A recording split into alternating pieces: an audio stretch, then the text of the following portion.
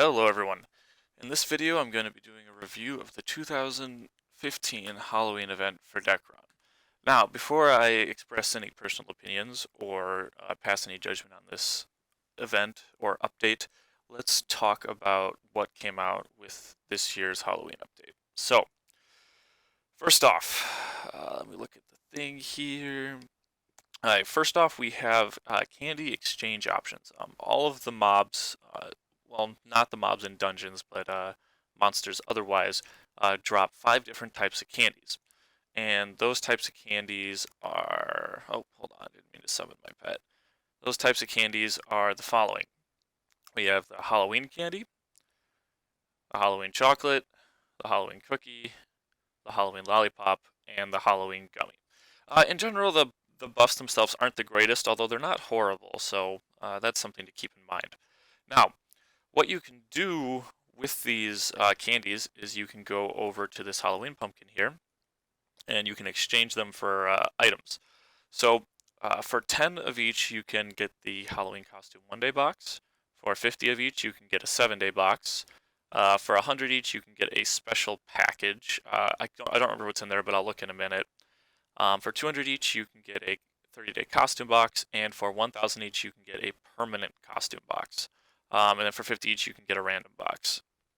Now, um, later on, or a week after this update was released, they released a Event 2, where you can get some new items, which includes a pumpkin egg for 150, a 300% 3-day for 150, an explorer rune 30-day, um, premium fishing box for 200, an emblem A for 250, an alchemist protector for 250, or a 4-rune package for 300 each. So those are the rewards you can get from the gummies. Alright, so what else came out with this event? In addition to that, so as I said, the candies can be dropped from the monsters, and also, like in past events, a special monster will sometimes spawn when you're killing monsters, which have a higher drop rate of dropping the candies. Although any monster can drop the candies, from what I've seen. We'll talk about the cash shop promotions in a second, but I also want to mention that some new pets were added. In fact, I think there's 1, 2, 3, 4, 5, 6, 7, 8, 9, 10, 12, 13 new pets, something like that, were added to the game, which is really cool. We're always excited to get new pets.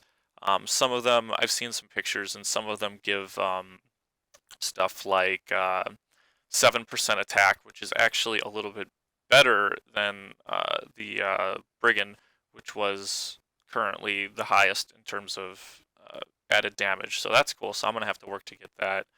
Um, and another one gave like 7% range resistance or something like that. And I'm not sure exactly what the other ones gave.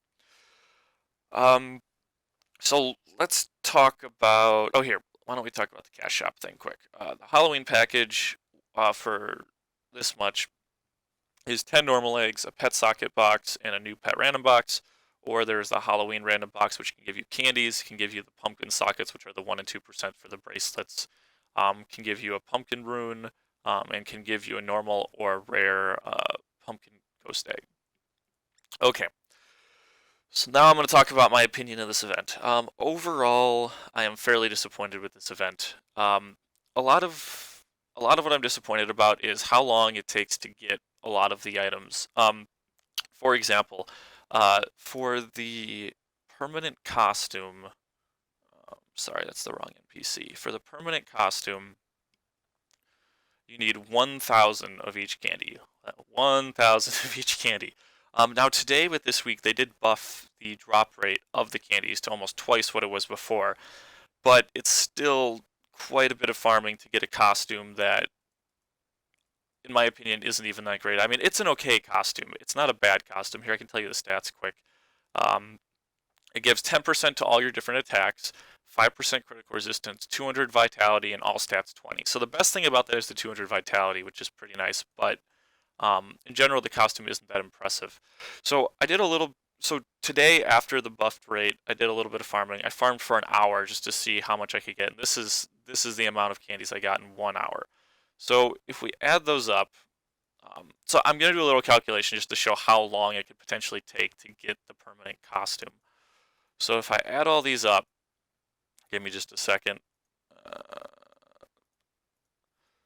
It's a total of 62 candies I got in 1 hour. Now we need a total of 5k candies in order to get the costume. Now this calculation isn't going to be extremely accurate because I'm assuming that the drop rate for each of the candies is the same, when as you can see here, it potentially isn't. I don't know exactly because I haven't farmed a larger sample number, but I can tell you that this is what I got in an hour. So if we take the 5k candies and divide that by the 62, we get a total of 80.6 hours in order to get the costume. And now it's going to be higher than this because it is extremely unlikely that you could that you're going to get the exact amount of all the candies. So this is a 4-week event, and I want to point out that the first week the drop rate was halved, so you would have gotten half of this. And for the next 3 weeks, it's going to be approximately this. But 80 hours for a permanent costume that isn't even that great, I think, is a little bit ridiculous. I personally wasn't even farming the first week because of how low the candy drop rate was. So if we take the 80 hours and divide it by 3 weeks, which is 21 days, that's a total of about 3.8 to 4 hours a day you're going to have to farm for this costume. For some people, that's okay. Other people have to work. Other people can't get on every day. So that's a pretty high requirement for a costume that isn't even that great. So that's a little disappointing. I want to talk about the other rewards too. I was kind of excited to see that they added in the Emblem 7-day, because we haven't had an Emblem event in a while, and I enjoyed the PvP aspect of the game, so I like to get PvP items like this. But it's 250 candies, which is going to be at least here. We can take a quick look, actually. We take 250, divide it by 64. That's about 4 hours, probably more, because you're not going to get the same amount. So I'm going to say somewhere between 4 and 5 hours, maybe even more, for each box.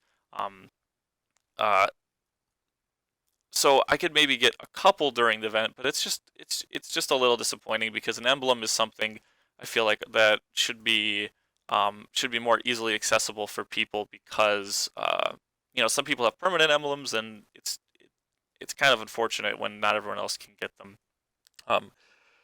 Some people feel that some items should be exclusive to players. I disagree. I think everyone should have an equal opportunity to getting things, or it should be more easily accessible for the majority of players. This is because we really need the game to be balanced out, and it makes for more fun PvP and game involvement when everyone can end up getting the top end supplies and top end gear.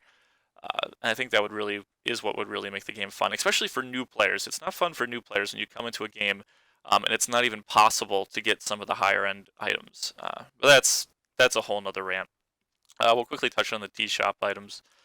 This package kind of sucks in my opinion, just because you get a new pet random box. It's not even necessarily a unique pet, and for a price that high, I mean, you do get 10 pet eggs, which is pretty cool in a socket box, which you can't get right now except for from the blue coins, so that's okay. But if this was a unique pet, this package would be a lot better. I'm not personally interested in that. The Halloween random box, you can get some candies, of course, right? Why farm when you can just spend a crap ton of money? That's how pay to win games work. But you can also get the shiny socket stones, which is good. We were getting low on those, so I am happy that they brought back those so more people can get 2% for their bracelets. The pet eggs are meh, and the pumpkin room's okay, I guess.